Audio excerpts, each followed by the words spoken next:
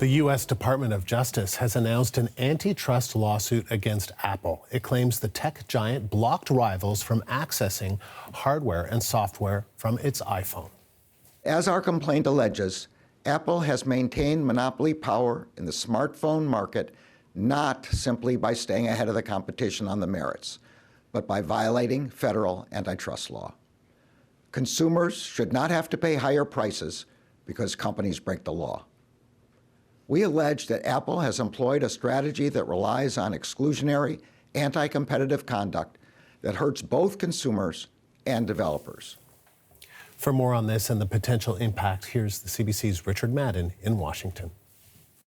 This is the latest, but potentially the biggest tech company to face monopoly accusation by the feds, and it all revolves around the iPhone. Now, Attorney General Merrick Garland and representatives from about a dozen other states announced a massive antitrust lawsuit against Apple.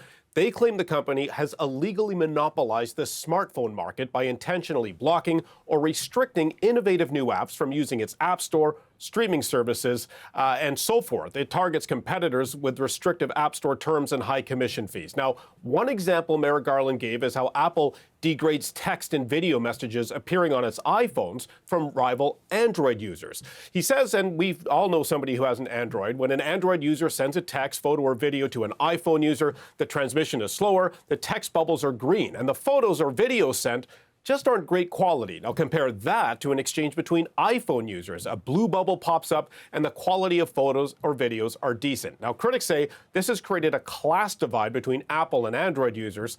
In a statement, Apple called this case wrong on the facts and warned this lawsuit could threaten its ability to make tech-savvy products that has made the company one of the world's most valuable. Now Garland also said if left unchallenged, Apple will only continue to strengthen its monopoly. So now this case goes to court, presenting a major test how antitrust laws written decades ago will apply to a modern digital economy. So, Richard, what has been the fallout so far? Yeah, we were tracking Apple's stock price. It dropped slightly, about 3%, but the tech industry had been anticipating this lawsuit. The bigger concern here may be the impact of ongoing litigation. Apple is valued at just under $3 trillion. So any changes to its policies, business strategies, or even its products could have a major impact down the road. There's also a question if Apple will be forced to divest some of its product lines. Now, the U.S. isn't the first government to target Apple. You'll recall last year, the EU forced Apple to make major changes. Everything from streamlining its USB cable attachments to allowing users there to download apps from third-party app stores. So this is just the beginning of a massive antitrust lawsuit, but the challenge, as I noted earlier, Andrew, is proving this case in court.